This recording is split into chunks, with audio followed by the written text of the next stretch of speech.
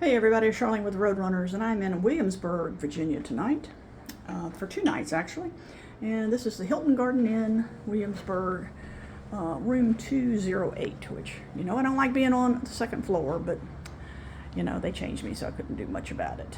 Nice king bed, got a Keurig machine. Thankfully I brought a couple of pods with me, but I think it looks really nice. Got the stand-up shower. And such, nice and clean. Looks like a fairly new property. So had a nice new parking lot too, so that was nice. Williamsburg overall, it's been pretty warm.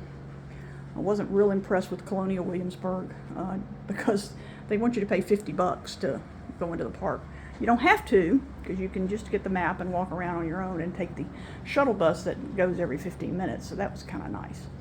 So I just did that just to get a feel for it. But anyway, I'm going to relax a little bit this afternoon and found a cool little restaurant to have dinner. And, it'll be a good evening. So I hope everybody's having a great Thursday and looking forward to Memorial Day weekend. Thank God I'm flying on Saturday.